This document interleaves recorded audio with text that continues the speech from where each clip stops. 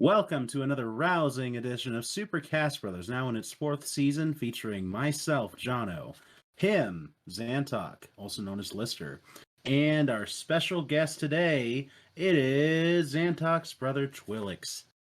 Hello Hi, there. Twilix. Aw, man. Hello. You found your way Aw, back? man. Backed by unpopular demand, B. Oh, God. Unfortunately, so he found his way through the mythical forest to join us today for a very lovely episode, and somewhere along the way he became a magic crone. You became a magic what? Hunchback old woman who wants to give you an apple. Master Matoya, is that you? Yes, I believe so. Oh, man. You go back a ways, don't you? Yeah, back to Final Fantasy 1. Damn, it's been a long time. Your crystal light fell out. I went and got it. You put it back in your socket. That was weird.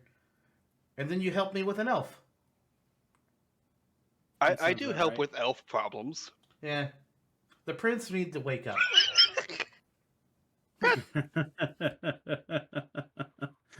Well, this is quite the intriguing episode already. I see that I'm the only one showing my beautiful face on camera today. Yeah, but at least I brought some friends. There's a reason for that. One, Twix's camera has been broken for a couple years now, and then as for me, I'm currently fighting off a real bad cough, so I'll be muting a lot, and I just kind of felt like you guys don't want to see me hacking my lungs up, so I'm just like, I'm just gonna leave the video off for this episode. That's okay. I don't want to see it either. Me either. Sorry. Yeah, it's a service to the people as well as yourself. So I appreciate that. Get better soon. No one likes to hack up the lung. It's been 3 weeks. Soon is long past us. Damn. Soon in a relative sense. Better. My sinus infection that I had that was terrible all throughout the previous month.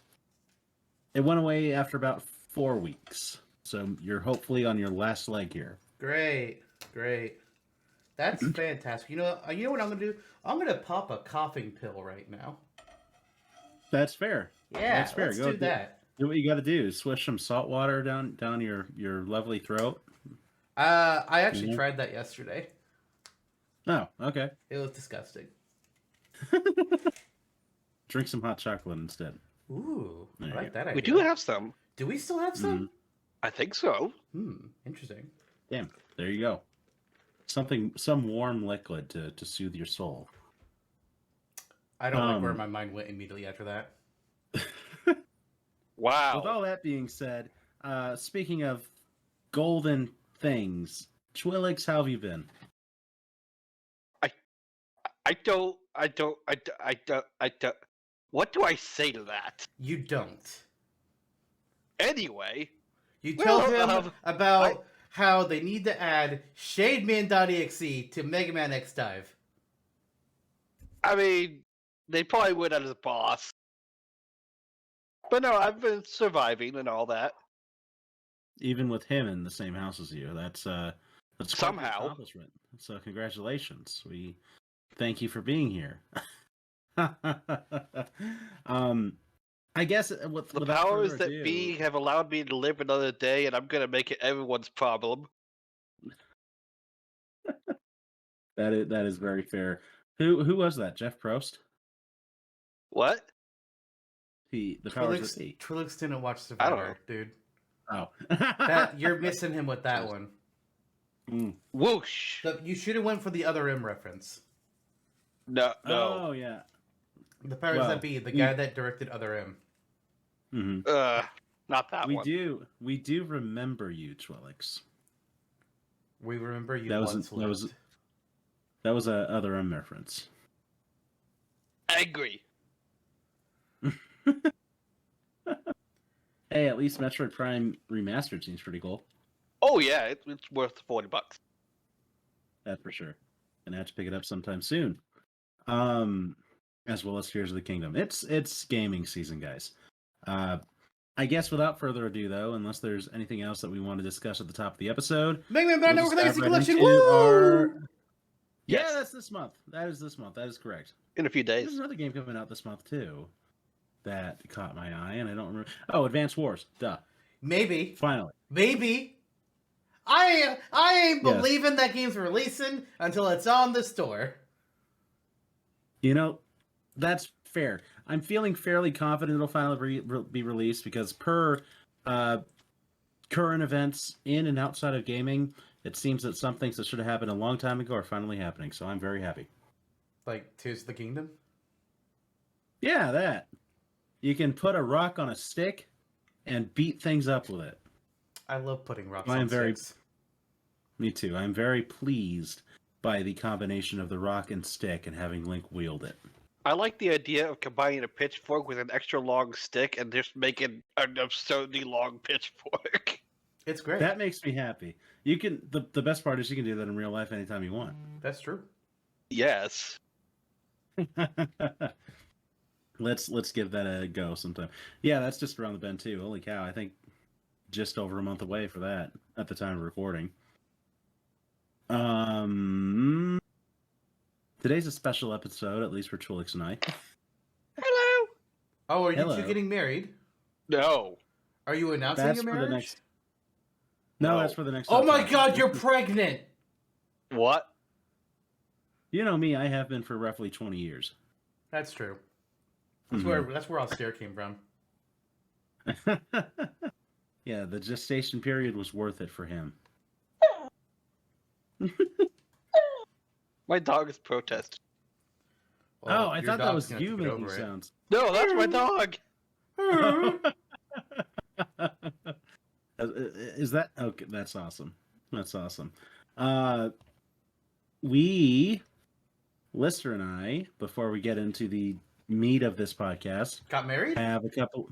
Yes, we did get married. That was the point of your arrival here a few weeks ago to visit Arizona. Yes. It was a shotgun wedding. No.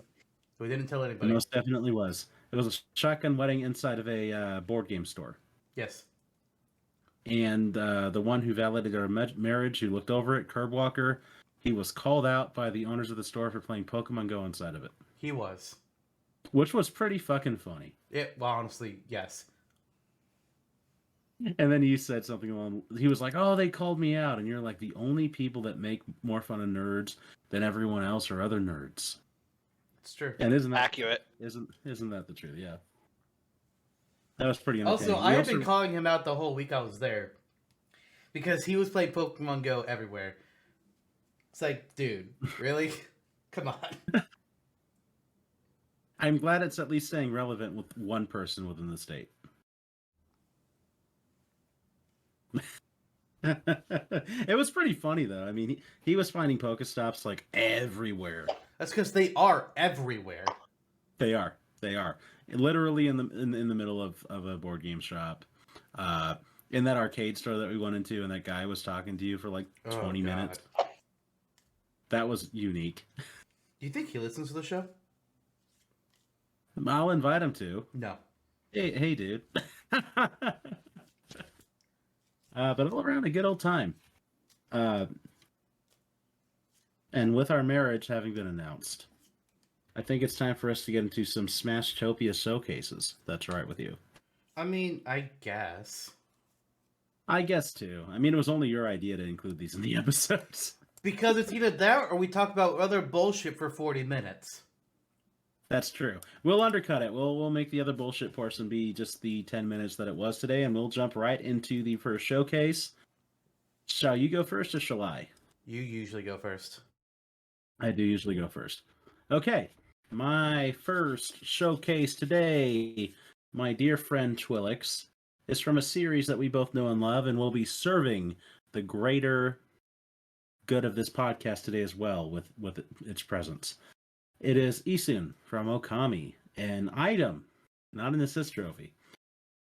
So yeah, Amaterasu and Chibitarasu's bug companion, actually a Ponkel, a very minutely sized artiste. He's small. He is quite small. and rather perverted as well, but we'll get into that later. Yes. He Yes, he, he is. he as an item in Smash, he appears about as small as he does in Okami. So there's no sizing up like Olimar would be around his same size in his canon game. But he appears as a very small, almost like just hopping ant-sized item, and he's leaping up and down in place, jumping about 2 Kirby's or so high at the height of his leap. So really diminutive all the way around. You can catch him though. Press the A button in front of Easton when he's leaping up and down. You can catch him and then throw him at your foes. Throw Easton at your foes and he'll attach himself to them, slashing at them with Denkomaru, his sword brush thing, racking up 1 to 2% damage a second.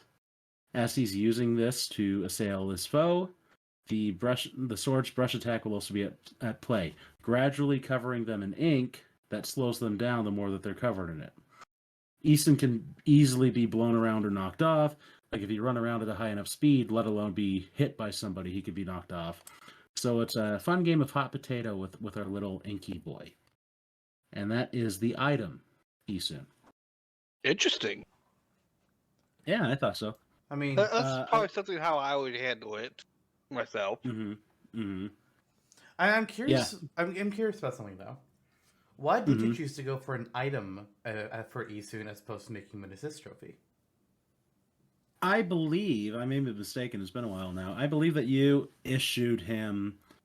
You said make Eason into an assist trophy or an item as one of your commissions, one of your requests to me for Smashtopia. And I decided to go item because it was weird. It was way weirder than doing an assist trophy. I just wanted to see if I could do it. Okay. Yeah, that's about it. Because, like, part of the reason why I ask about it is there is a character in quotes, that I've considered making, but I don't know whether to make them be an item or an assist trophy. I'm just like, what's the better way for me to go for them? Because they could go really either way. Yeah. Yeah. And yeah, so I've done this a few times on the wiki. It really just came down to the idea of doing it as a self-made challenge. That was essentially it. And hey, in this case, it worked out pretty okay. All right. Yeah. Well, we'll move on to our second showcase. This one, a character of my design. Oh yeah. Now, this character is one that Twilix, you actually helped me conceptualize and helped me puzzle out how to make them work. Because they're a character that you know pretty well. From the Boktai series, Django, the Solar Boy. Nice. Boktai is an interesting series where the Game Boy carts they came on also came with a solar sensor. And it was, in a way, it was an attempt to get kids to play outside with video games. I don't know. But the solar sensor would literally, get the solar light of the sun, and it would make your attack stronger. Because in this game, your weapons are all based off of solar energy, or at least most of the weapons are based off of solar energy. And if you could fill up the battery gauge for the in-game solar sensor, then your shots would do more damage. And if you didn't have any solar energy, because you're playing inside, or like it's nighttime, then you're doing a lot less damage, which is a pretty interesting concept at the time. Honestly, even now. And unfortunately, it makes it a really hard game to properly emulate or to even consider making a port for now. I mean, I guess they could try and figure out with the Switch, but I don't know what they would do solar sensor wise, because the Switch carts they don't stick out of the system. Right. Yeah, they're fairly small. It would be really difficult to do. Yeah. So as far as Django as a character is concerned, his interesting animation, there's going to be an orb of solar energy that will float down onto the stage, and once it hits stage, it's going to flash, vanish, and then Django will be standing there in its place. For Kirby's Kirby hat, it's going to be Django's headband and his goggles, as well as his long signature scarf that trails around his neck. For his taunts, his up taunt, he's going to point his Gundel Soul forwards and give a bit of a smirk as some wind whips up and causes his scarf to blow wildly in the wind. His downtown will have Otenko, the sunflower spirit guardian thing. Oh, from Undertale. No. Will appear next to Django in a flashlight and simply say Otenko before leaving. That's all he does. That's borderline all he does in Twilix. You can't deny it. It's all Otenko is good for. He's someone's That's pile awesome. driver. That's all he's good for. And then his side time, Django will fiddle around with his gun assault and swap between the various frames that he has for it, as well as the lenses, before he finally settles on the configuration he was already using. Because, why mess with perfection? That's what I say. Yes. For victory poses, the first one is going to have bright light shine down from above as Django twirls his gun assault on his hands. Following this, he will point the gun assault straight up and yell out Tayo, his typical I'm about to wreck your day calling shout. Mm-hmm. For a second victory pose, Django is going to crash down the stage in his Soul Django form, which is a nice solar powered up form that he has. The ground is going to crack beneath his feet and break up. And then, with it all destroyed, he's going to return to his normal form, just looking exhausted as all hail. Oh, I believe it. And then finally, his third victory pose, Django will ride onto the result screen atop his motorcycle as Otenko floats around his shoulder. As Django nears the middle of the screen, he'll perform a donut spin and grin madly before stopping and looking at the camera. Nice. For his actual special moves, his standard special is, of course, the Gun del Sol. What else could it possibly be? The Django's gun of sun. Yes. Django will point the gun to Sol forwards as he fires out a curved beam of solar energy from it. And for anybody that's familiar with the Mega Man Battle Network games, particularly games 4 through 6, then this basically, just imagine the Gun del Sol battle chip and how it actually looks. It's literally that. The beam will stay in place, and it does not travel across the stage, so it acts as kind of like a barrier in front of Django, but it's not like in the space immediately in front of him. Like there's some empty space, and then the space following that is where the curved beam will come in. It's going to be about a Kirby's amount of space in between Django where the energy is, so they just have that visual. It's shaped like an arc. Naturally, it can be directioned all around Django by tilting the control stick, so you can move it around, but it will always stay that same amount of distance away from him. Mm-hmm. Additionally, this solar energy field does not deal any knockback. So while it's technically a barrier, it's also not, because it's not going to stop people from getting close to you. It's not going to stop. I don't think it blocks projectiles. Twilix, I don't think it does that in Boktai, correct? Cool. Thank you so much for being an expert on Django. I appreciate it. Awesome. But I guess we'll just continue. For Smash, it's not going to do any knockback, but instead it will just deal constant damage to any fighter that stays in its beam, kind of like Palutena's Heavenly Light, which unfortunately she no longer has. Maybe she'll get it back instead of the boring reflect counter. Woo! I hate her moveset in Ultimate. It's so boring. Yeah. Side special is called Soul Prominence. Django is going to channel his Soul Trance technique to temporarily turn into Soul Django. And once this is complete, he's going to rapidly spin around him. He's going to rapidly spin around into 2 wide circles, which will carry him forwards momentum-wise. This move does a decent job of giving Django some horizontal recovery, while also having each circle knock enemies away from Django. It's kind of an odd visual to keep in mind, but something I would compare it to is Mithra's side special, where she does that weird light speed teleport attack that's kind of odd looking at. Think of it kind of like that, but a lot less wide, just going in a straightforward line. Right. It's effectively a dash, but looks kind of like a spin. Yeah. It's more that it's just like, for the attack, it's kind of like going into the foreground and background a little bit, making it look a little bit more interesting. But yeah, it's basically a dashing attack that he hits twice on. Okay, I gotcha. Peak aesthetic. Yeah. For the up special, Solar Flare, Django's once again going to use his Soul Trance technique to become Soul Django. He's going to jump and kick up into the air as flames propel him from below. The jumping kick doesn't do a good job at giving Jango vertical recovery on its own. However, it can be chained under the right conditions. If Jango manages to connect with an opponent during the attack, then after damaging them, he will leap backwards off of them, and then you can use Solar Flare a second time, allowing you to get higher up into the air. You can only do this effect once, though, before you need to touch the ground. Down special, Rising Sun. Jango's going to toss a small orb of pretty much pure solar energy up above his head. At the height of its toss, which is going to be about 1 Mario above Jango, the orb will split and burst out into a small sphere of pure solar energy. A miniature sun, if you will.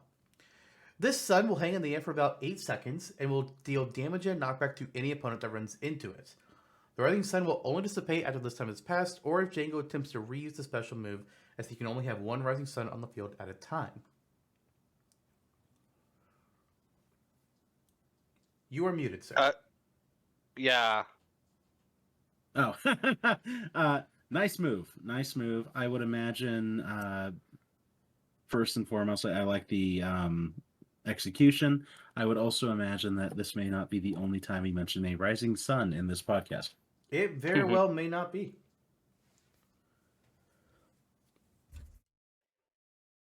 That is all. For Jango's final smash, a chain is going to appear in Jango's hands with a coffin at the under end of it, sitting behind Jango.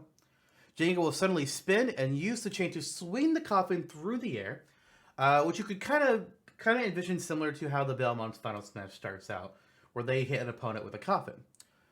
But for Jango's, again, the mid-spin, the coffin's lid is going to open up, and if an opponent is in Jango's reach, they'll find themselves slammed inside of the coffin as the final smash transitions into a cinematic. The cinematic will then pick up the coffin lying in the middle of a sigil on the ground with 4 green machines topped with solar panels facing towards it. The coffin is going to shake as the trap fighter tries to escape, but unfortunately for them, they effed. Jango will then shout Tayo as he fires on each solar panel with his gun Del Sol and causes them to reflect the solar energy back towards the coffin. The trap fighter will scream as the coffin begins to emit smoke before one final massive beam of solar energy is fired from Jango's gun Del Sol, which consumes the coffin in its entirety and destroys it. The screen pretty much flashes to white with the solar energy just covering up everything on it. But then the fight will transition back to the stage, and the trap fire gets sent flying with smoke trailing behind them because they've pretty much been burned alive with the power of the sun. Unleash the power of the sun. Salute the sun. Praise the sun. The Son, the Father, and the Holy Spirit. Yeah. So before I can go into the extra skill, I need to talk about Jango's unique mechanic that he has to him. Because Boktai has a solar gauge, and it just didn't feel right to not try and translate that into Smash. So Jango has a little meter down by his damage percent. That's the solar gauge. This will reflect how much solar energy Jango currently has stored up, and it will start out at the match at half capacity with every stock. Unlike other gauges, the solar gauge is used to passively power up the strength of Jango's 4 special moves. As long as he has energy left in his solar gauge, his special moves will deal an increased amount of damage and knockback, with each attack using up a different amount of solar energy. If Jango's solar gauge becomes empty, or if he doesn't have enough left in it for an attack, it will still be able to attack, it's just the damage will be weaker. Yeah, his extra skill. By holding down the extra skill input, Jango will point up his Gundel Soul towards the sky and absorb the ambient sunlight into it. Unlike with having to deal with the solar gauge in Boktai, you don't have to worry about being actually outside or playing during the day, or even playing on a stage that is outside or during the day. It will still work even on a stage like Dracula's Castle, so don't gotta worry about that nonsense. Okay. But while holding down the input, the solar gauge does get filled up, and it will continue so as long as you hold down that input. When he's at maximum charge, Jango will even have a slight glow around his body, as he just sounds like that solar energy is almost like, cloaking around him. It's just aesthetic, though. But it's fun. Yeah, that's for sure. Yeah. But then, that's all for the attacks and whatnot. He's got some alternate costumes based on characters from Boktai, like Sabata, Ringo, the Count of Ground Sucking Blood. There's Arid and Lucian from the Boktain space game. It's a thing. And I even gave him a costume based off of Mega Man.exe because the two have crossed over a few times. And I said, screw it, Sweet. why not? And then his home stage is Soul City, which eventually I'll actually make. I just haven't done it yet. Nice. I hear you there. On the home stages. That's a Kojima game, isn't it? If I recall. Yep. It is. That's pretty out of freaking left field for him, and that's saying something. Everything is out There of are left field stealth for him. mechanics.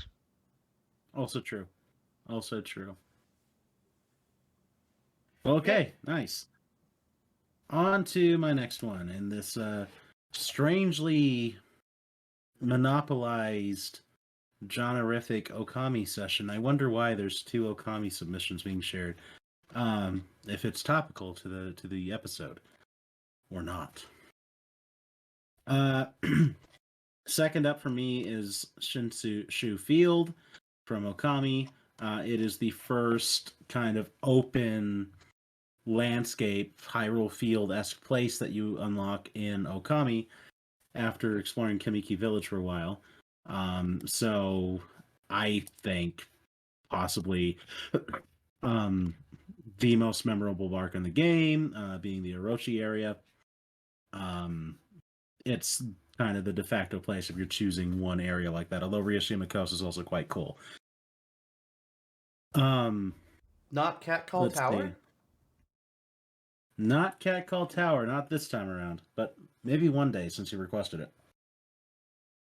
it. So, there's a few landmarks in Shinshu Field, but we're going for the most obvious one. It's set in front of the very large, like massive cherry blossom tree, and you can see tinges of its other notable elements as well, like the Moon Gate and Lake Harami, one of the Onigiri Sensei's dojos, and so on and so forth. But in the center of this battlefield, it's a mid-sized battlefield, about the size, a little larger than Battlefield itself, in front of the cherry blossom tree, the sakura tree. So, excuse me for one. I'm dealing with the light cough too from allergies. So the fight takes place in front of the tree, and the area has 2 modes. Orochi and other demons curse areas that Amaterasu has to purge with her celestial powers throughout the game. So Shinshu Field will shift from cursed to blessed, affecting its layout and aesthetic. While cursed, a light fog takes over the ground floor of the stage. The tree withers and all the flowers are shed. The area just becomes drenched in darkness. NPCs in the background, like the Nameless Man or the Mailman or Nemuri, the bear, will freeze into place, and they'll be grayed out in like a black and white cartoon.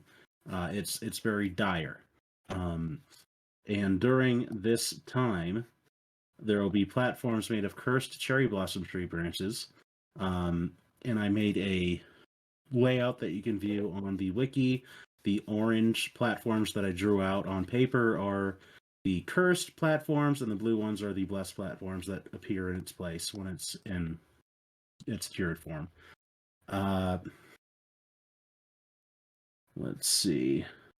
However, the curse thing is mostly just an aesthetic. It doesn't affect like the way you move on the ground or anything. It's just pretty much for show, to show a major key point in Okami's general play loop.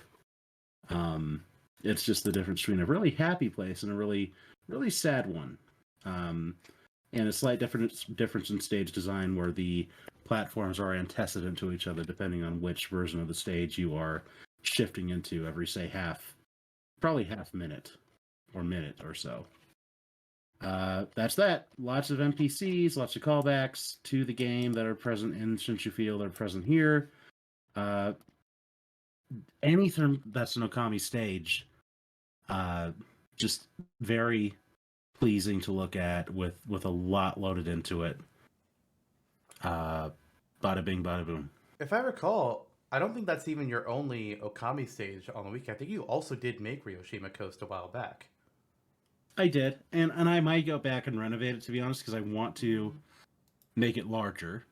But yeah, it is there. It is on the website. Please tell me you have the water dragon in the background somewhere. I believe so, yeah. Yes.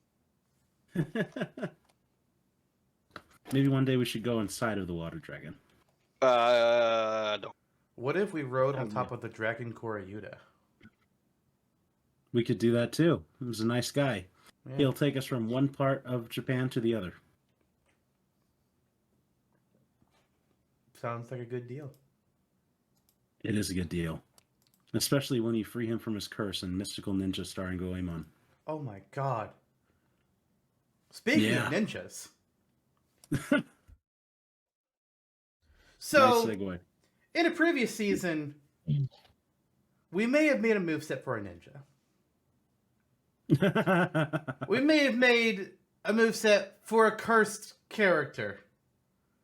A They may have been character the same that, character. by all rights, shouldn't exist, and whose game really shouldn't get any attention because it's just not good. I'm, of course, most naturally talking about the Ninja Bread Man. One of the worst games that you can play, which is saying something because there's a lot of bad games out there.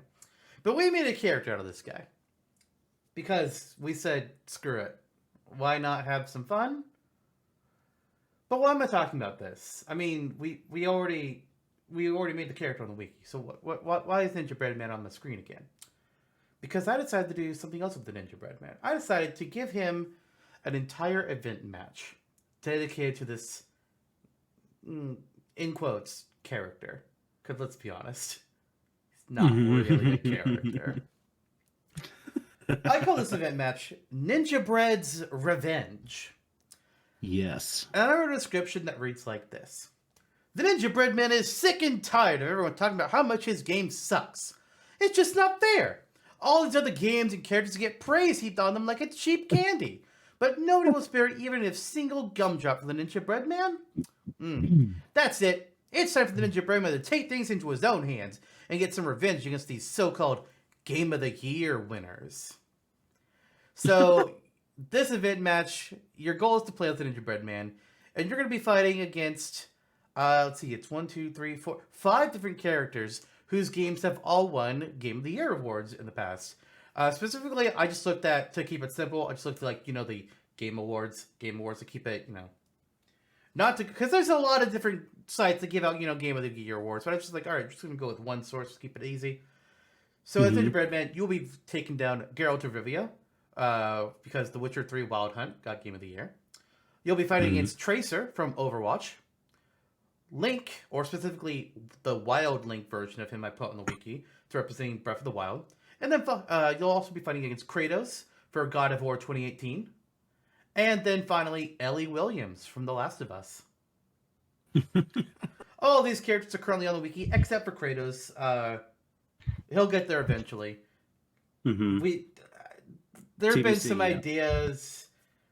We've talked about like how both of us might want to do him, but it's a lot. He's a muscular guy, very strong. Yeah. Maybe one day. Got his issues under control for the most part. Kind of. More than in 3. I hated his ass in 3. Yeah.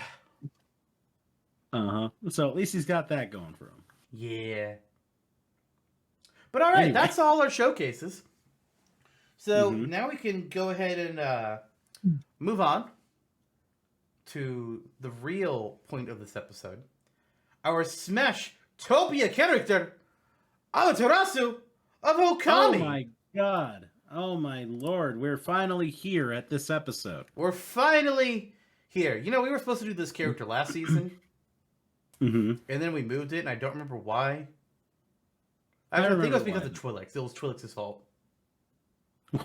Was it? I'm the worst. I remember.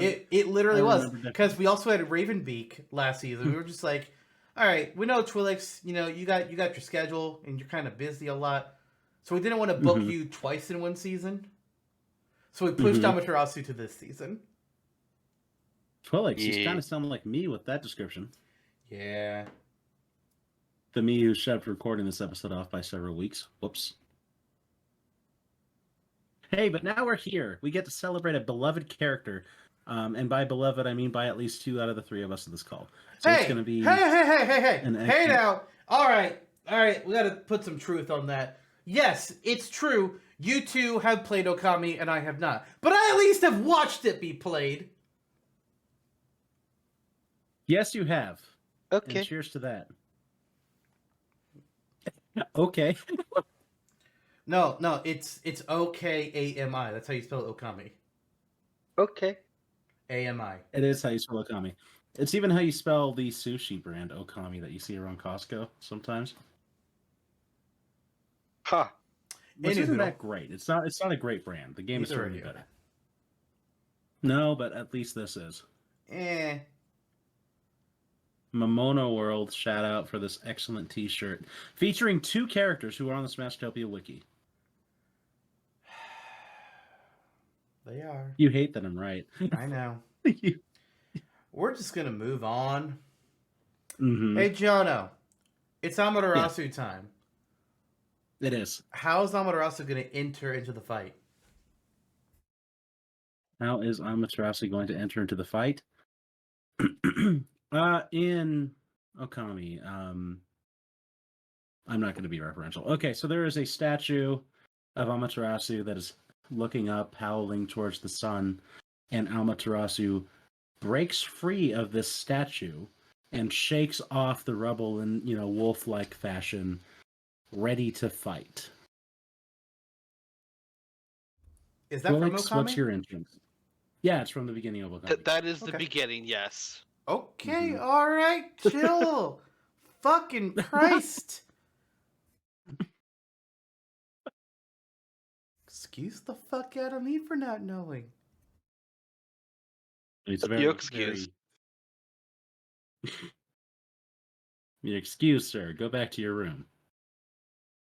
Hey, he's already there. Good for you. Thank you. So, who wants to go next? Well, you Twilix or already Zantok? said Twilix, so I guess we're gonna have the 2 of you go first and everything, and then we can see what my dumbass comes up with in response. So, Okay. it's funny. Because I did the same thing for my entrance animation. Fuck! Hey, Very nice. it's a go-to. Alright, well, obviously I didn't do that, so I'm already gonna get upvoted, but I do like what I came up with. So I'm Let's gonna hear it. share it, and y'all can go fuck yourselves. So for my entrance animation, you're gonna see the celestial brush on the screen, and it's gonna quickly paint a very crude drawing of a wolf. Before that wolf just kinda takes form, there's a puff of smoke, and then Amaterasu would just bamf in its place. If Amaterasu can draw a circle and create a fucking bomb out of nothing, then you can create Amaterasu out of a crude drawing of a wolf. I actually kind of like that. Thank you. I actually kind of like it too. We're gonna choose the other one, but I like that one. Fuck you. And do you agree, Twilix? So we move on with the statue. Yes. Okay. I hate you both. Hey, it's not a bad move. Maybe that could be Chibi Terasu's entrance Yes. animation. I'm not making a Chibi Terasu Echo Fighter. No.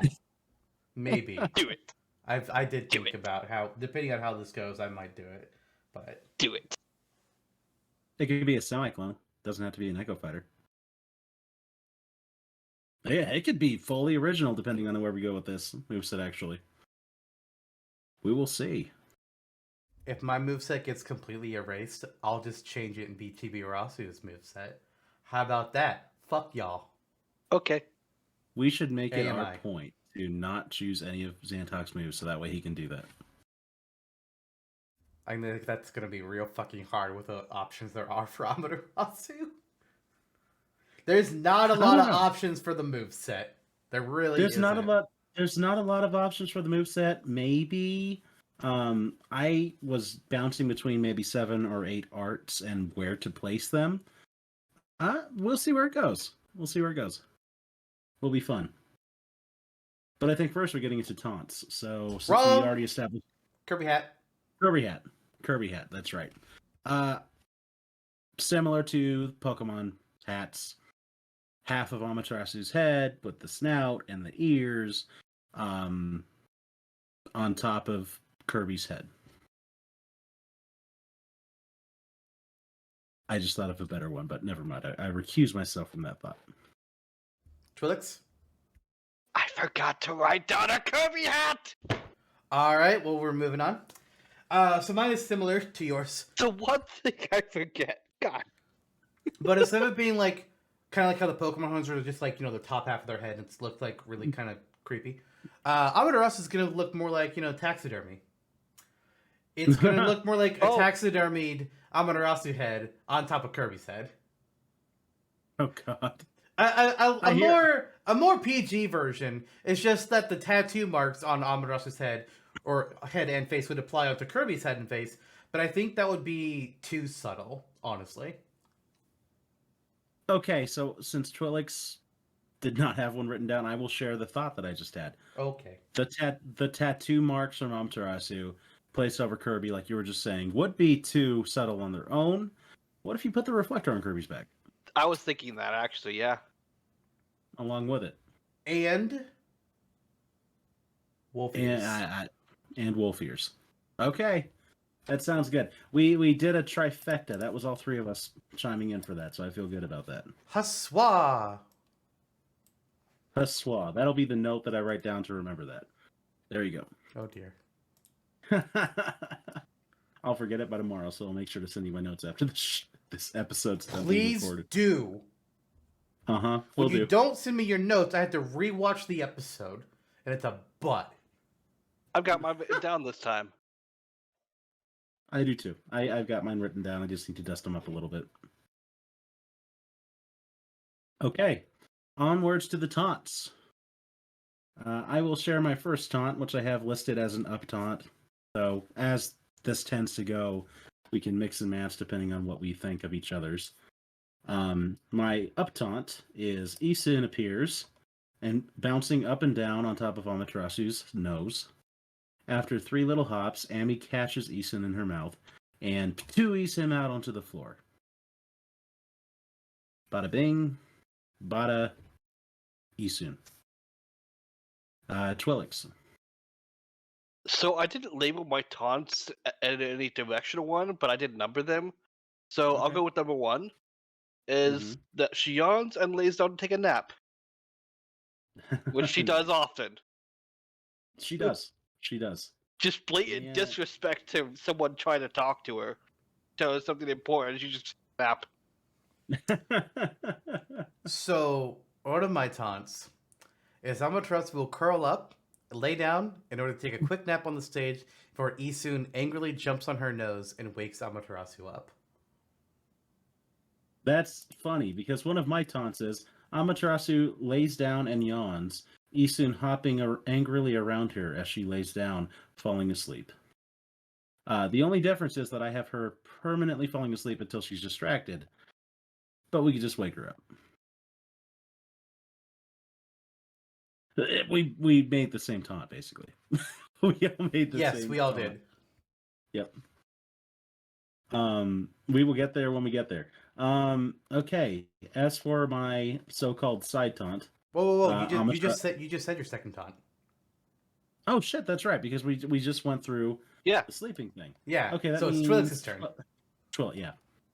So my second taunt is in the game, you draw a circle in the sky and it makes the sun appear.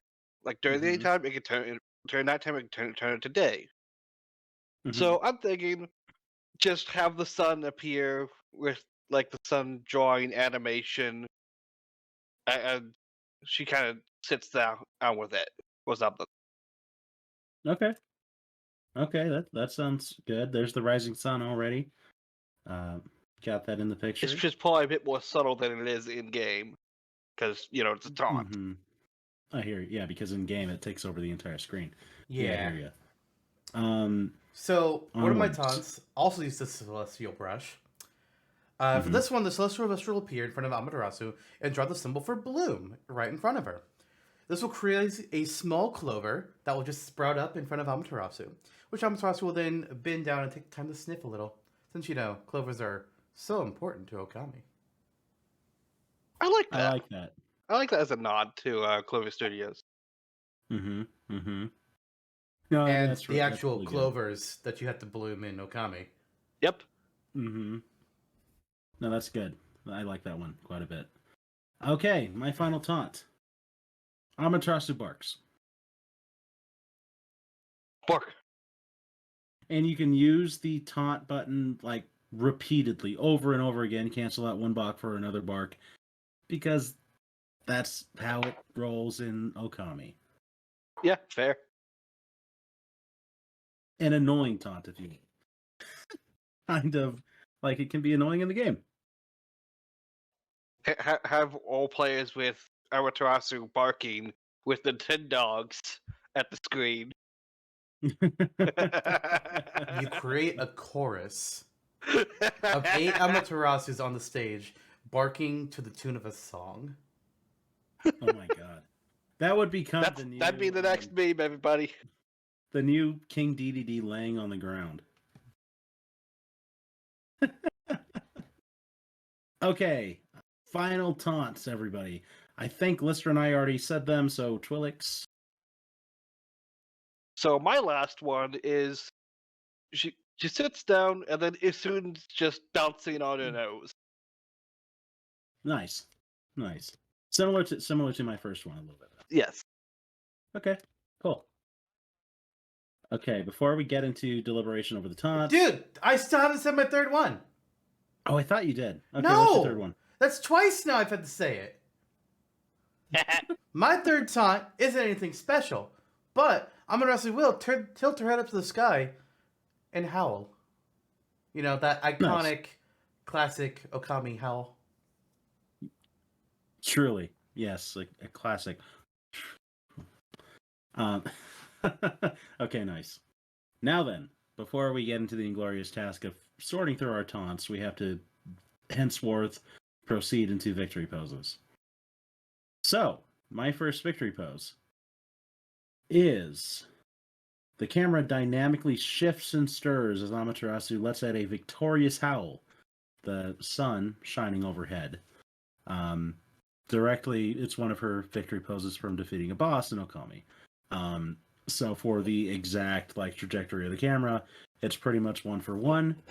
So if you look up a little snippet of that, then you will know what I'm talking about. The sun shining overhead are just sunbeams, I should clarify, not the rising sun that you get from drawing the sun in the sky. Twilix, what's your first victory pose? That basically. Oh, nice. Nice. I mean, come on. Yeah. Is there any difference, or is it literally just that? Because that's fine too. Just the victory howl. Yeah.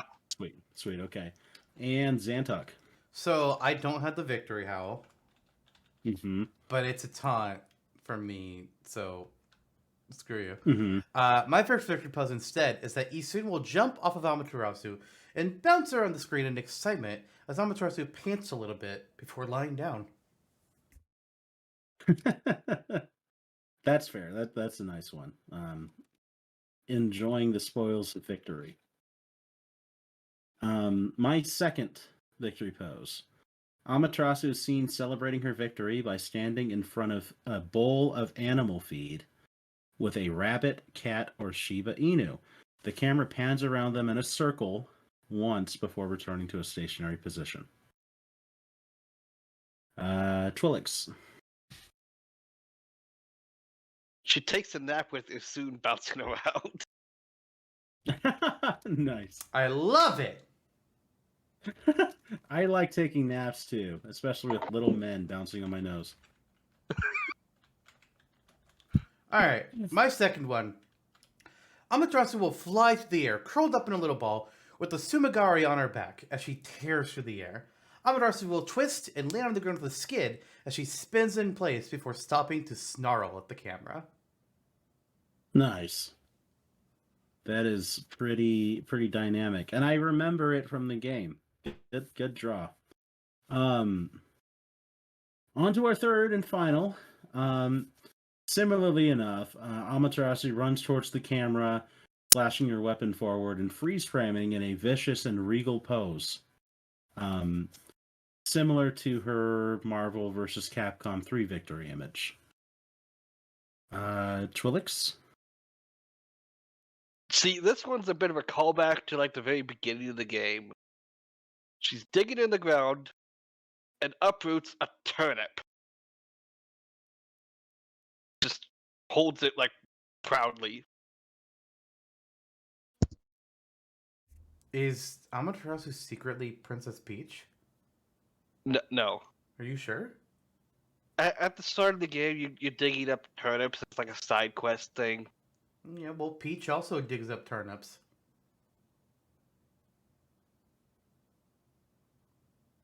Okay. Sorry, guys. I don't know what's going on with him. He's being a Hold on weirdo. just a sec. So I'm just going to move on to my third victory pose, and he'll either hear it or he won't. Okay. I don't know what he's doing. So for my third victory pose, Amaterasu is going to jump into the air and whip out her devout beads so that they swirl around her before quickly switching to the Sumigari and performing a sideways slash around her. To finish up the display, Amaterasu will then switch to her Divine Retribution weapon and do a front flip through the air where she slams the Divine Retribution into the ground in front of the camera. Okay. Sounds like we've got all of our victory poses and taunts lined up. So with that being said, it is time for the not so grand endeavor that we have to take on now, which is sorting through all of them and deciding on which ones to make our designated taunts and designated victory poses for Amy. So let's get into this. For starters, is there any one taunt or victory pose that we're feeling strongly about? I mean, let's just look at the math here. Victory Howl is in, right? Yep. It's in. Soon hopping around is probably in for victory poses. Barking is probably in for taunts, and so is yawning and taking a nap. Mm-hmm. And then, yeah. I agree. So, you're saying it's fairly nondescript. So for the taunts, we're going to do yawning and taking a nap as one of them.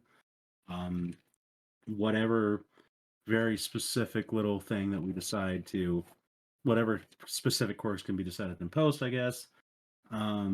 Barking is going to be another one. And then there's blooming a small clover. I think should be the final one personally. I agree. Okay. Yay. So that was easy. Hideki Kamiya, eat your heart out. We'll tag you on Twitter. Don't do that. Don't do that. Hey, I didn't say I was gonna voice act in a platinum game or something. I just said I was gonna talk to him. As for our victory poses, you are saying Victory Howl. I agree, 100% has to be in there. Blasphemous if it's not.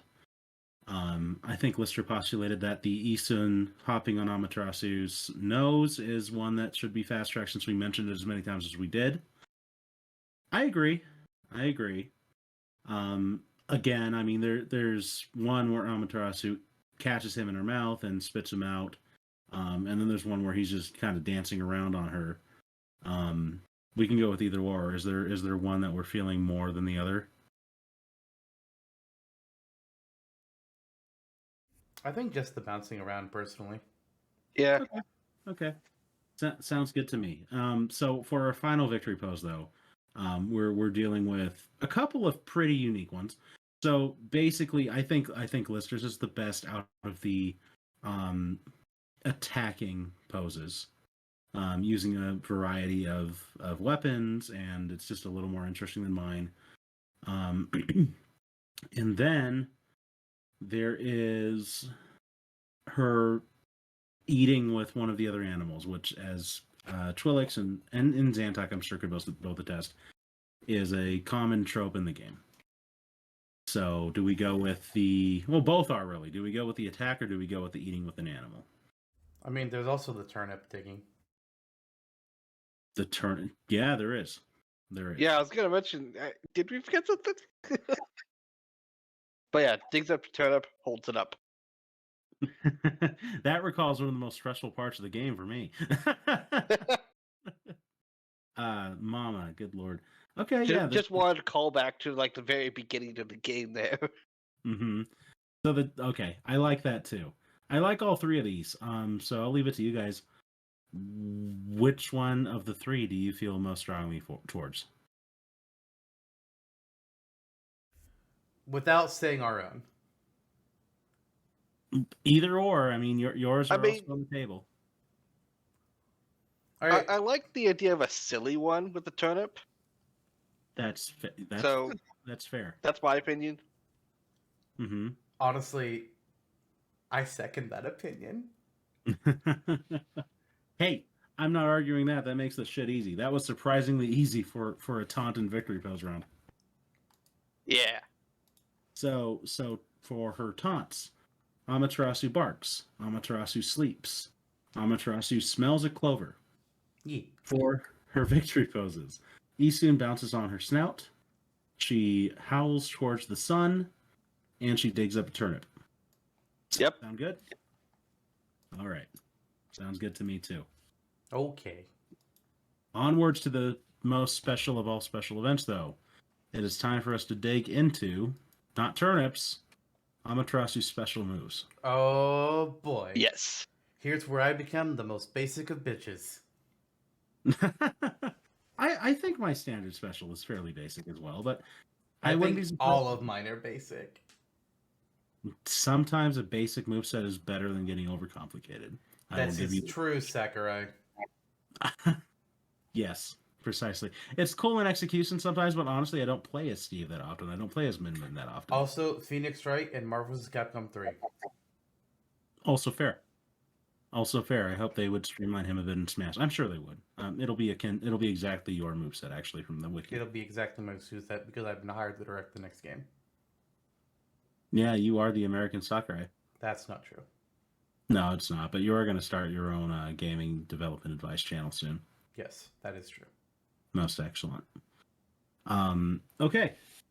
So my standard special is Power Slash. Speaking of basic moves, the first, besides Bloom / Rejuvenation, the first art that Amaterasu learns in Okami. So Amaterasu draws a diagonal line for as long as the move is charged. It's just kind of inking it in with the Celestial Brush. You can't see the brush itself. I think that would be an aesthetic move that is a little bit too drastic, as in it pulls from the action a little too much. So I have it just an ink blot on the screen moving back and forth. The longer the move is charged, the more damage it deals, and at higher percentages of this charge, this increases its shield breaking potential. This ink blot that is charging the Power Slash with its diagonal movement can be moved anywhere within a nebulous radius. So I have it written down as like a Bowser-sized radius in either direction. So it's easily telegraphable. People might be able to read where it moves and be able to dodge it, but it can hit pretty heavily. It can break shields at full charge, work through walls and whatever. And it can reflect projectiles that it intercepts. So if you draw it over Mario's Fireball, it'll deflect Mario's Fireball back towards him. And that is my Power Slash. Twilix, what's your Power Slash look like? Just kidding. What's your standard special? See, my standard special is Cherry Bomb, Nice. where Wow. she draws up a cherry bomb about maybe a little bit bigger than a regular Kirby size, Mm-hmm. and it explodes after either a few seconds or if it touches an enemy. Yeah. And you can kind of push it a little. Yeah, that's fun. I'm not going to share whether I have Cherry Bomb in my moveset or not, but that is a bit about how I would use it as well. You definitely have to have a little bit of movement back and forth with it. Almost like a soccer ball, I would think. That's Okay. pretty, yeah. Okay, and Zantok? So, mine is Power Slash. Yeah. It's pretty similar to what you had lined up, but there's a couple differences. First of all, I don't have anything about reflecting any projectiles. Mhm. But in mine's not like omnidirectional. Instead, it's just like you have a little bit of time to charge it. But what that charging time is mainly used for is just angling where you want the slash to actually go. By default, it's just a simple straight line in front of Amaterasu. And it's probably about, I would say around, like as wide as Donkey Kong, Bowser, that similar kind of range. But by tilting the control stick up, it'll either go, 45 degrees up or 45 degrees down. Anywhere in that range, you can tilt it to go. Yeah. And then, greed is just like, it's strong in shields, and whatnot, other defensive techniques that can just like cut through, essentially. Nice. Yeah, that's fair too. I had wondered whether I should keep it to a tighter radius like that. The reason why I did mine the way that it was, I felt it was a little truer to the game, where you can draw pretty much anywhere on a screen. I didn't want to go that far, but I did go a little further than yours. There's an argument for both, though, I think. I mean, either way is more accurate than how Marvel vs. Capcom 3 did it, where it's just like, all right, we're just going to summon a piece of paper with a line drawn on it. I forgot about that. Yeah, that was a good one. Yeah. Okay, on to our side specials then, boys. Mine is Ice Storm. Oh. Yeah. Amaterasu draws an X over the space directly in front of her. I think that a Donkey Kong size thing is a pretty good basis for this Zantok. So let's say it's about that size. And it causes a circle of icicles to drop directly down in front of her. They deal piercing damage. They're fast moving. They break easily. They don't deal a lot of damage on their own, but they deal a lot of damage in a group. Charging this attack draws the X out further. So it's like zooming outwards on a phone screen, where the X becomes wider and causes more icicles to drop in a wider path. During this attack as well, Amaterasu herself becomes surrounded by a freezing mist, similar to Ice Climber's Blizzard. This potentially freezes opponents if they touch her. The icicles travel about as far as their Blizzard 2, a little further when charged. Okay, on to Twilix. So my side special is Power Slash. Nice. I initially was going to have it be a standard special, but I'm like, no. Everyone else is going to have that be the standard special. I'm going to make Cherry Bomb my standard special. That's fair. So Power Slash is the side special. Is it about the same as Zantok's or mine, or? It's basically more like a long slash, yeah. Okay, gotcha. Can it be charged? I did not write it down as being able to be charged, so no. Okay, that is fair. Anything else about it you want to share, or shall we move on to Zantok? That's about it. Okay, Lister. So, my side special. Don't tell me it's Cherry Bomb. Don't fucking. Amaterasu kicks forward a cheer. No, it's Water Spout. I told you, okay. Basic bitch moveset. It's Water Spout. Amaterasu fires out a stream of water. Because, in Okami, you can connect the brush from any water source to wherever you want it to go, and the water just follows that path. So it's basically the same thing here. You quickly can draw a path that the water will follow, and then the water just goes down that path. Kind of like how Pac-Man's side special works, where you can draw the path of the line and then Pac-Man moves forward, except there will be less delay between drawing the line and when the water goes spiraling out. Right. So it's really quick moving. Do what? It's really quick moving, basically. Yes, it's really quick moving. It's borderline, you're drawing the water. Borderline. In the other water type moves in Smash, it's mainly just for pushing people away. It's not really much of a damage dealer. It's just get the fuck out of my way. Okay, got it. So it's like water gun, squirrel. Water gun, flood, the same similar lines. Okay, yeah, that's fair because it doesn't deal damage in Okami anyway. That is something that I took into account as a potential up special move, but for my up special, I ultimately went with Green Sprout. So, using a subsidiary of Bloom, Amaterasu summons a Konohana blossom that she attaches herself to with a vine. The vine pulls her up on top of the blossom before disappearing a moment later. The appearance of the Konohana blossom can be altered I don't mean aesthetically, but where it appears on the screen can be altered by holding the up special inputs and moving it around on a radius. 45 degrees-ish seems fair, like similar to Yoshi's Egg Toss and Yoshi's Island, with maybe just a little more trajectory to it. It can be placed anywhere within this radius before appearing. The Blossom's propeller underneath it that keeps it up in the air can deal light damage if an opponent jumps into it by accident, and will deal slightly more damage as it appears. So the Blossom appears in a puff of like magic dust, and if an opponent is right there, it can deal some light damage to them. The Blossom can act as a platform for any character once it is summoned, until it's either dismantled so you can break it, or disappears.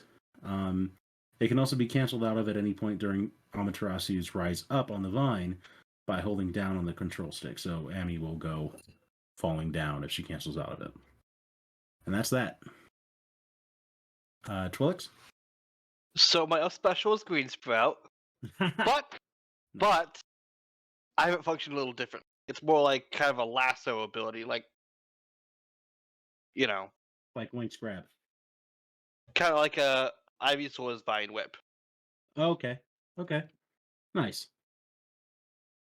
I like it. So, my up special is Green Sprout, which basically works like Ivysaur's Vine Whip. Okay. Hey, Okay. it's literally a tether recovery in Okami. It is literally a tether recovery. It is. It just works. It does work. All right, Todd Howard. Don't you guys have phones? No, that's Blizzard. Either I don't care. They're both weird.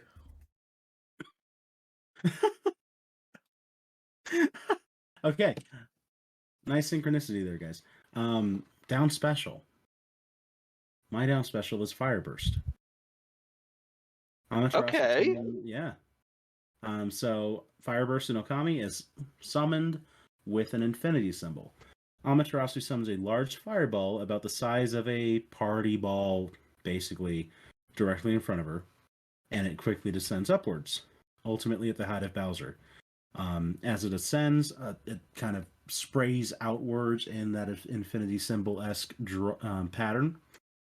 It deals constant damage with light, stun, hurts a lot more at its center, so if you summon it right over a character, it'll deal them a lot of damage.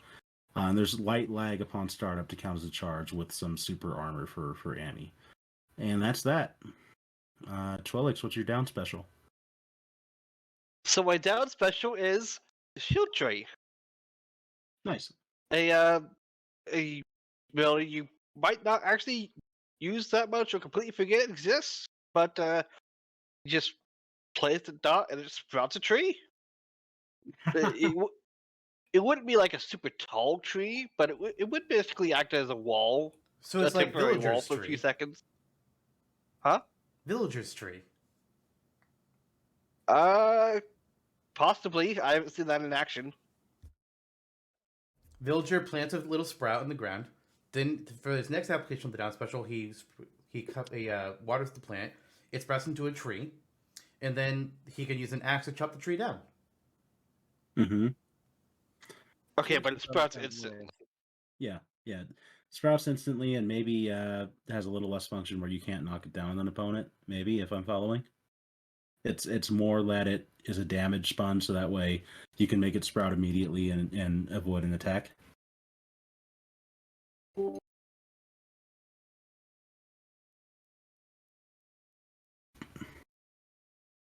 Twilix. Yes. Okay. Gotcha. Cool. I mean, I like that. Zantok? So my down special is Cherry Bomb. Okay. Nice. You know, why would it be? Why would I make it a standard special when it just makes sense to be the down special, right? Sure. So you drop a Cherry Bomb, it just plops there. And it'll either explode after, some time has passed, or if it hits an opponent, or if, fire happens, it'll blow up. But also, Amaterasu can hit it and send it, knock roll around the platform, or with a strong enough attack, could even send it, flying a bit up into the air to catch people off guard with a big old explosion. Nice. So it's you and Twilix have the same move, but it's telegraphed to a different area. Pretty much. That's fair. Cherry Bomb is one of the ones that seemed really obvious to me too. Like I to where I actively tried to avoid it because I felt like I knew it was going to show up. So it is aptly represented, and we could talk about it. So that's cool. Final Smash, guys. We're working our way through this. Mine is White Light Majesty. Amaterasu howls and a stylized Japanese sun appears in the background. So just full blown, the sun is here, the sun has risen. This is the background that you see when you summon the sun in Okami full blast. So long as the sun is shining, Amaterasu is enveloped in a potent white light that surrounds her body. This white magic buffs her all around to a degree similar to Wario's buff to Wario Man in Brawl, including invulnerability, but excluding being more difficult to move. So she moves a little quicker, but is still simple to control, while each of her moves receives a considerable buff in attack strength. After a short amount of time, the sun dissipates, and Amaterasu returns to normal. That is that. It's her celestial form. Twilix? So, my final smash for Amaterasu is something that appears only in the final boss scene, like the final phase of it, is where normally draw a crescent moon in the sky and just turns it to night. But if you do that during the final phase of the final boss fight, it summons a spiritual version of one of the characters from the game, Susano, and it just comes from the crescent moon and just slashes a giant slash. Nice. So that would happen. Mm-hmm.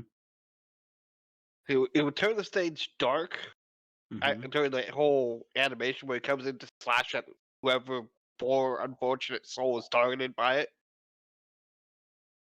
Have a lot of damage and knockback.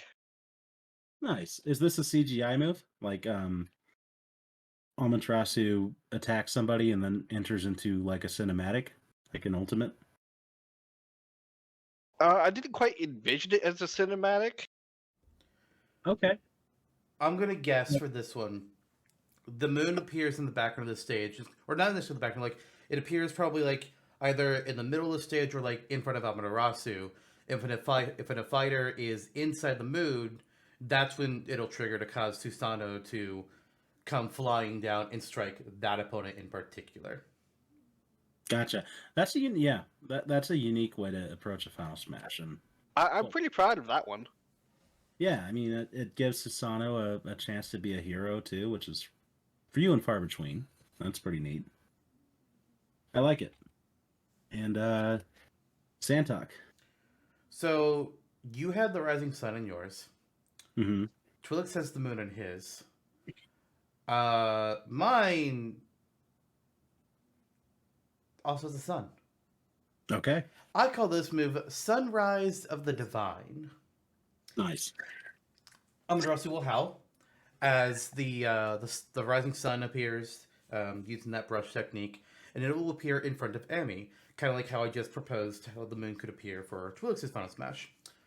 If an opponent is hit by the sun, then they will take some initial fire damage right away, and then Amaterasu will lock onto them and charge straight forwards right at them with the Divine Retribution equipped on her back. She will go into a series of strikes, hitting them with the Divine Retribution, while also switching between the Devout Beads and the which sword is it again? The Sumigari. Those are the three I chose for this as well. It's basically kind of like a Triforce Slash like attack, with Amaterasu switching between the three weapons and just unleashing a combo strike against that opponent before one final hit sends them flying away. Nice. That's pretty good. That's a nice way to round it back home. But before we do, we do something unique on these Smashtopia episodes. Our dear listeners know, we have an extra skill activated by some means. Shield special. It's shield special. Is that what we decided? That's right. Shield special. It's an additional special move.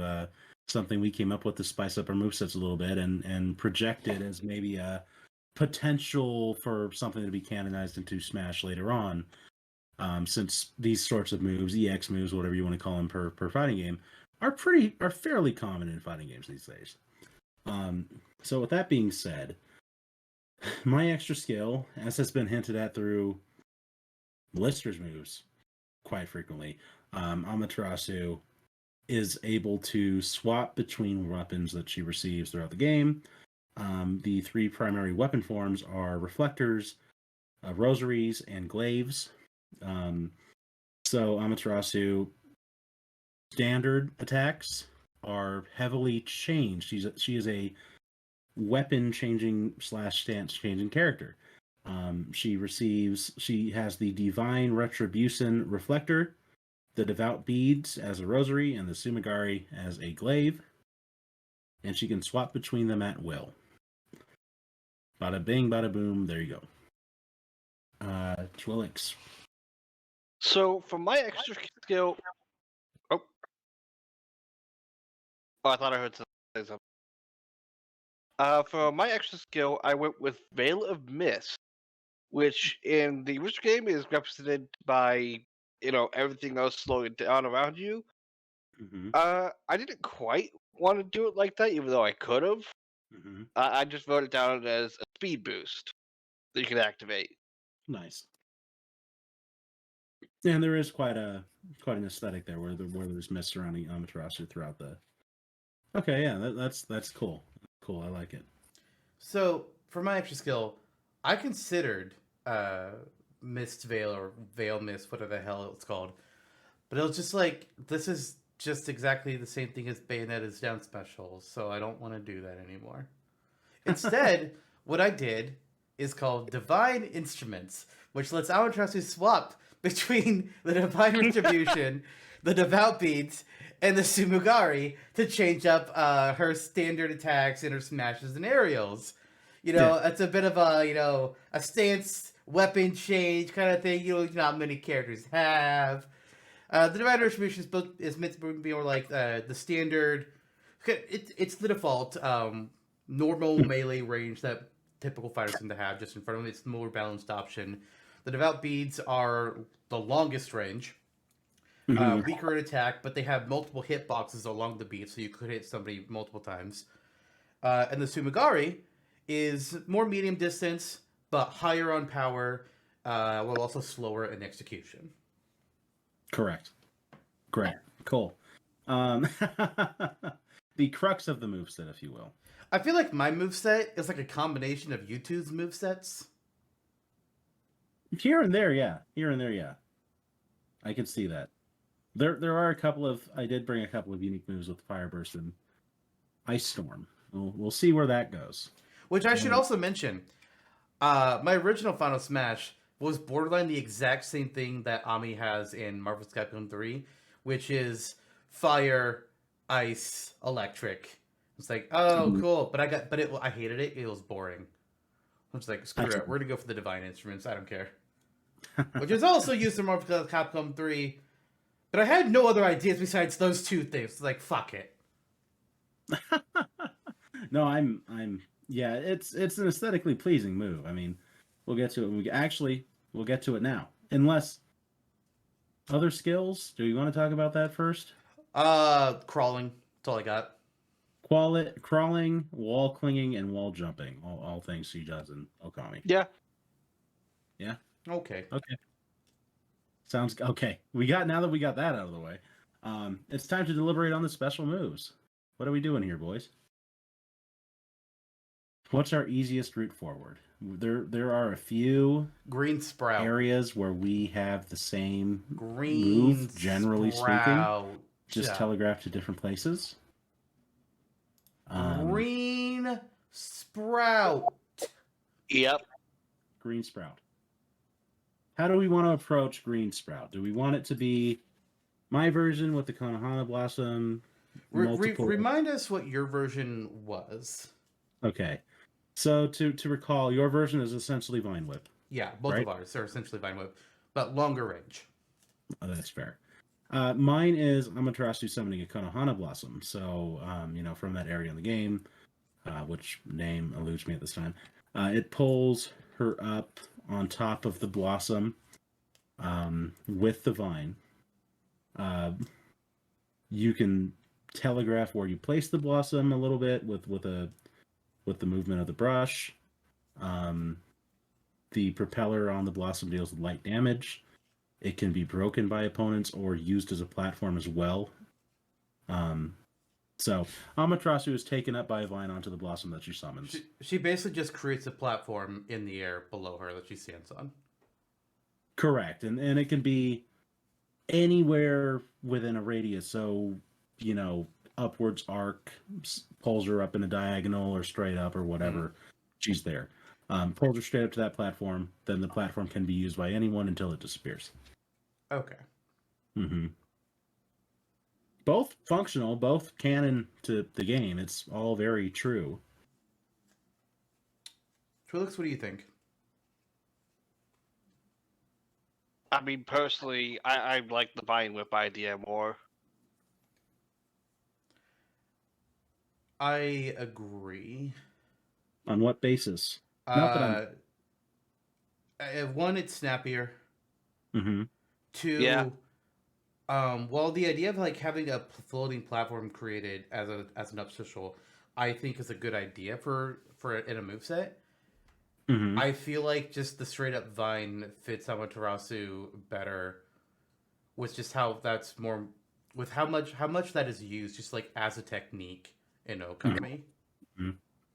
So would this vine? What happens if the vine catches an opponent? Would Amaterasu slam them into the ground, or It is that how it works in Okami? Because I don't remember.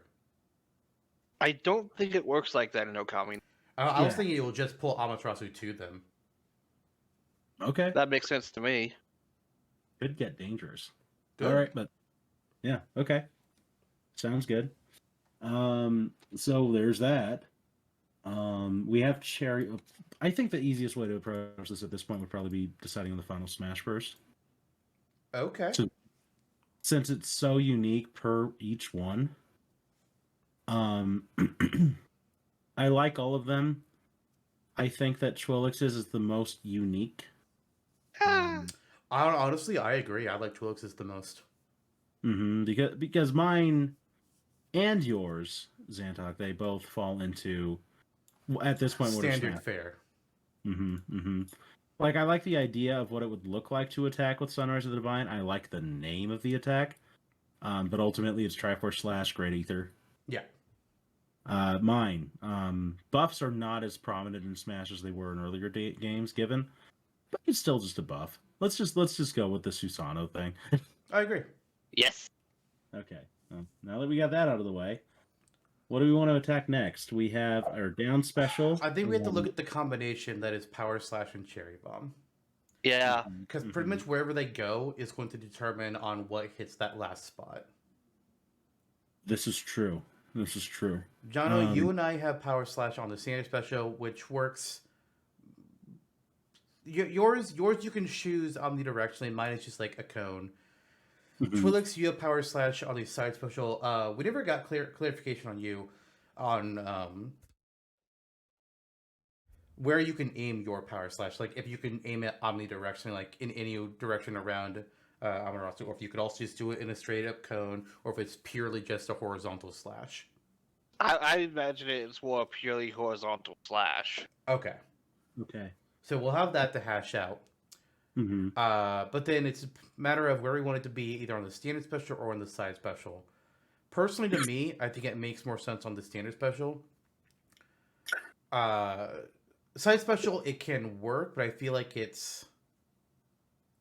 I don't know. I don't really know. Well, I mean, it would be fun as a side special. Our other side special options were Water Spell, the Icicles, and then Twilix had Power Bomb or Cherry Bomb on the standard, which then I had it on the down. But yeah, and our Cherry Bombs were borderline identical. I don't think you had a Cherry Bomb, correct, Jonno? I did not know. Okay. Okay. Power Slash is going to be here either way. I think I'm with you on this one, Lister. I think that the standard is the place to put it. It's not necessarily by any inkling. I just feel like it's more Standard. typical kind of move. It's more synonymous with Amaterasu. Mm-hmm. It's the bread and butter attack. Right, and not to knock Twilix's version of the move, I do think it's a little simple, which is not a bad thing. But I do think in this case, the battle is kind of between Lister's and I's here, personally. What do you think in Zantok? I mean, if you just look at purely what is more interesting on the technique between straight line, cone, and omnidirectional line, straight line loses out. Yeah. It is the most true to the game. I will give you that. True. Yeah. And it's still better than having a piece of paper fall from the sky. It is. It is. I will say, I think either way, whether we go with omnidirectional or cone, it should be able to reflect certain projectiles because it's something to do in the game. Sure. Okay, perfect.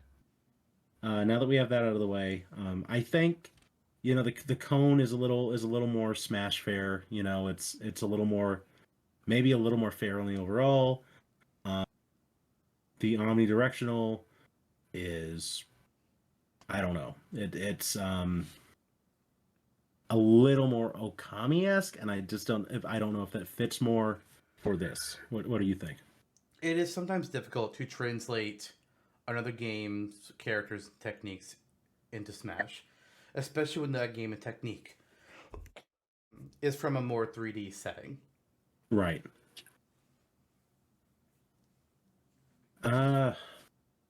So are you saying maybe we call it a 50-50 and say that we do the cone and projectile reflection? Yeah. How do you feel about that? That's kind of where I'm feeling. Okay. Yeah, that's fair to me. Cherry Bomb. It's an important move. It's an ubiquitous move to Okami. I think besides Bloom, Rejuvenation, and Power Slash, it's like the most ubiquitous move from the game. Agreed. I went Fire Burst with my down special just to try and do something. I was saying it may not get chosen, but I didn't want to do Cherry Bomb because it would be the exact same as your guys. Wanted to try to do something different. It's a cool move. I think that this version of a Fireball is more unique than most. If we don't choose it here, I would like to reapply it to another character later on, probably. Sure. With that being said, I do think it would be truer to Amaterasu to go with a Cherry Bomb. And I think that Cherry Bomb should be down special, personally. Again, bombs just feel more like a down special. Twilix, what are you thinking about these? Well, I initially had it down as a standard special, and that is now Power Slash. So it being a down special does make sense. A question for you about that, actually. Why did you have Cherry Bomb as your standard and Power Slash as your side? Like, what was your thought process on that? Well, I imagined Power Slash as being something you use a bit more while mobile, considering like it would slash facing the direction you are. So I thought like at least how it would look animation wise is it would be a slash as you're running towards an enemy. I gotcha. Oh, okay. So that's why I did that. That makes sense. Yeah. I can't speak for the community, for the competitive community, but I know I can't say like whenever I played Smash, I've never felt like my momentum. Well, I guess in general, my momentum has had to be like sacrificed to do a standard special type move. Like I can still do it while on the go. Honestly, I can see that as like a side dash or something. Like it's potentially something the character may use regardless. It's just not chronicled on the wiki. I mean, my original idea for Power Slash was just going to be that ink drips from Amaterasu's tail and she whips around and spins in place. And it's like her tail is the slash. And I was just like, that's just a side smash. That's a side smash, actually. Mm-hmm. Or that could be a dash deck where she just spins at the end of the dash. I don't know. chases her tail. Yeah, it's a very the character is very much dog. Very dog. She is a goddess. As She is a as dog old, spelled backwards. yep, as old as the sun itself, but a dog. But a dog. Doug. Yep. Dog. I'd invest in Amy coin any day. Yeah. Ah. Anyway. All right. That brings us down to our side special, and we have a few things that we can consider here. First of all, there's my water spout. There's your ice tech. We could also still consider your fireball. And then Twilix, we've used all... I don't think we can... What was your down special again? My down special was the shield tree. Right, which I don't think would work for a side special. No. You can summon the tree and then have it be automatically power slashed and fall on the ground, but yeah. You could summon cats. You could, yes. From the movie Cats. No. The Taylor Swift one. No. Oh, I was thinking the James Veto. Corden one. Oh God, that's even that one and the same. What a time. Dancing with the Judi Dench cat. No. Good Lord. It's a waltz. Mm-hmm. I hate everything that represents. He dips her low. He brings her up. They look deeply in each other's eyes. Where the fuck did this come from? I don't know. I hope you did not watch that shit. I did not. I did not. Okay. That's something that you can only watch when like everybody is like, okay, so we're all going to watch this as a group, so we can all universally pan this movie together and not take it all seriously. Yeah, honestly, when you were in Tucson, I was thinking about doing that with a movie that was critically received. I was going to be like, if nothing else comes to fruition, let's just go watch Cocaine Bear. Oh, I was not interested. We did go see Scream 6 though, and then we watched a few other horror movies. Mm-hmm. I bet that was good. I bet that was cool. Speaking of horror movies, we got to wrap up this moveset. Oof. So, side special, we're dealing with 3 moves here. Yep. 3 potential moves. So your water spout lister, if I'm recalling correctly, you're drawing a stream of water into existence. You can kind of wiggle around, draw it in any sort of way you want to, and it dashes forward. Non-damaging move, akin to Squirtle's water gun, Mario's blood. Yes, it just has longer range, and you can draw it. So longer range. You don't range. have to charge it like those 2 jerk-offs. Longer range, like as far as like if you were to make a purely straight line, it would be considerably farther than what FUD and than what Squirtle can do. Like Squirtle sucks. Squirtle's water gun is trash. Flood is fine if you know how to angle it, I guess. But like purely straightforward line, it's got decent length. Yeah. Okay, got it. Maybe like as far as Vampire Killer, what do you say? Like maybe that is a reference point. Oh, that's probably fair. Okay, sounds good. Okay, so my 2. Amaterasu's Ice Storm. You're summoning a little cluster of icicles that fall down right in front of her. If you charge it, they go about, I would say, twice or 1.5 times as far as Ice Climber's Blizzard. Also, while using the attack, Amaterasu is surrounded by like a frozen mist that could. So if opponents touch Amaterasu during this, there's a high chance they'll be frozen. My other attack was Fire Burst, where Amaterasu summoned a large, just burst of fire. I think it's a side special. It would operate a little differently than I had it down for a down. So as a side, I think Amaterasu quickly draws an infinity symbol that fills out with fire, like a burst of fire that appears and disappears, and just deals considerable damage. Right. There's the 3 moves. Twilix, what do you think about these 3 attacks?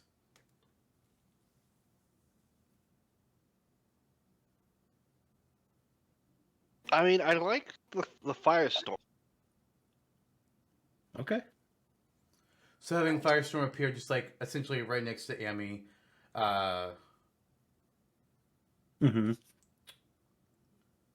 I imagine it's small initially, but you can kind of like charge it up to like pump it up, and you'll make it be bigger in front of her or something to that effect. Yeah, yeah. I mean, hey, that sounds fine to me. If you wanted to go that way. Depending on like when I see your notes and it can start getting put on the wiki, I might tweak it a bit just to like make it work easier in my head. But That's fair. I'm fine with it. I actually thought we were gonna go ice. That's kind of where I was leaning. I thought so too, but I like all three moves, and I think that it was good and fair to let Twilix choose, and I am fine with him choosing one of mine. So we have a move set, guys. We do. Yes. No, we don't. Not a lot of. No, we don't. Extra skill. Shit. Divine instruments.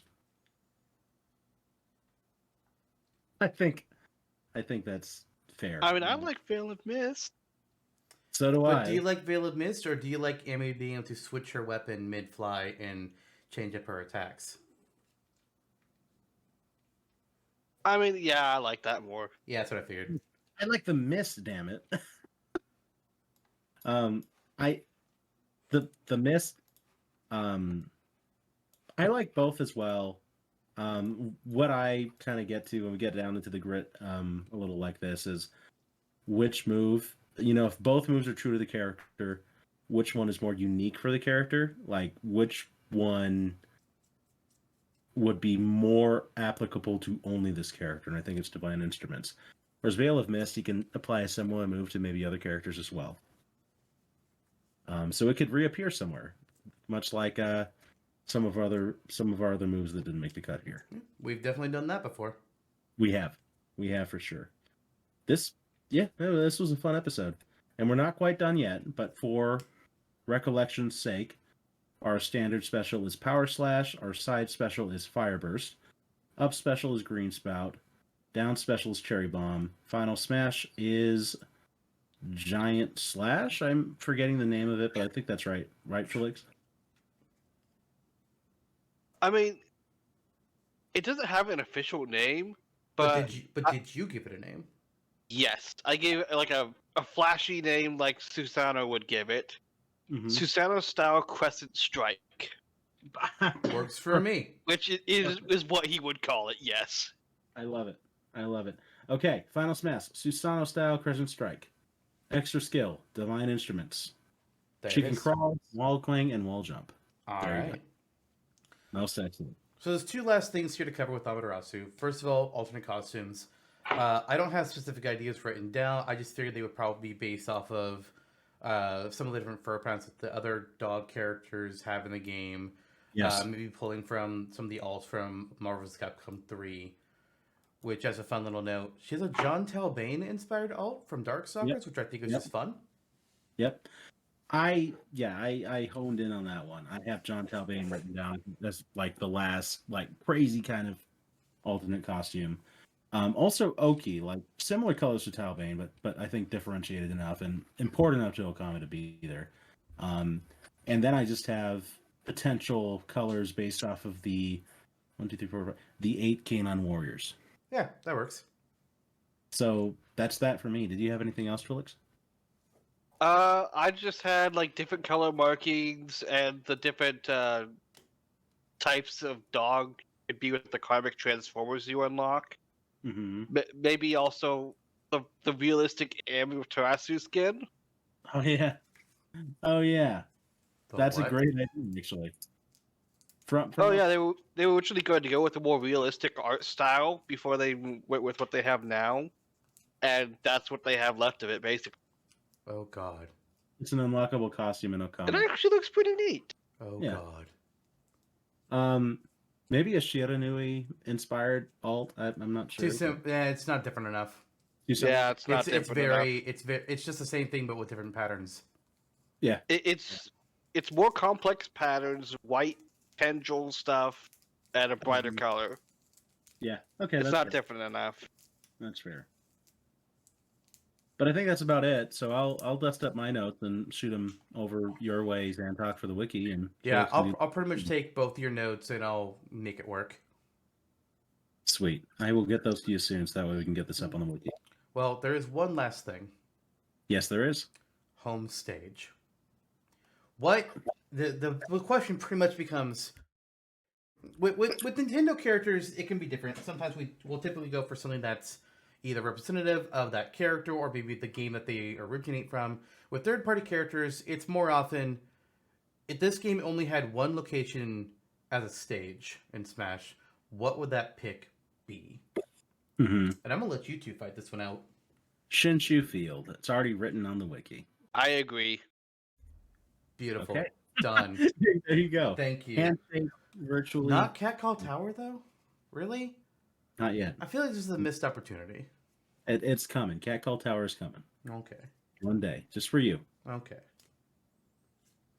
All right. Well, that's done. We have our full Amaterasu moveset. I will take everybody's notes and I will, as I already said, make it work. And we will get her up on the wiki. Oh, yeah, we will. All right. So Twilix, we made you come back and be on the show once again. Mm-hmm. I don't know when we'll get you on here again because I don't know what characters in the series are that are left that you would want to talk about. We'll probably figure something out, but we'll see. We shall see. Mm-hmm. What about Mr. Pants? What? Mr. Pants. Freddy Fish. He's already on the wiki. Putt. Twilix, you want to make a putt moveset with me? Not really. Oh. Mavis Beacon. Why does that sound familiar?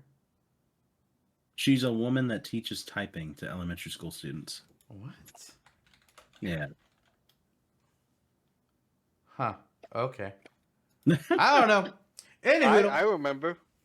We sure love you, Mavis. yeah, we remember you too. Remember me? God damn it. It's your fault. It's your fault. What a way to end this episode. Thank you, Twilix, for coming on board to talk about one of our favorite characters from one of my favorite games, and one of your favorite games too, I think. Good times. Thanks for taking part. Hey, Twilix, do you want to know what we're going to talk about next episode? What? It's going to be a Smash episode, and we're going to go on a bit of a spooky trip with it. 4 characters who, they're all they're either undead or they're monsters of some form. All of them. Every character is that. Oh, it's gonna be. There might be a zombie. There might be a werewolf, a ghost, a demon, a skeleton, poorly made animatronic. You could have maybe a living snowman. There's a vampire, or just an eldritch abomination who is terrifying and would eat your soul if you look at them wrong. Damn, I'm gonna be in this episode. Oh, I guess I'm in every episode. You're in every episode, sir. Almost every episode, except for that one I backed out of. That's true. There's one episode that you were not in. Your perfect attendance record was shot. Must have had a nice time with that one. It was more sane. That's saying something considering Way Off Trail was there. Yes. Anywho, I think that's about all we have here to cover today. So unless you two have anything else you want to discuss, I think we can end this episode. I think so. That was a good one. Thanks again. Bye. Adios. Mazurda.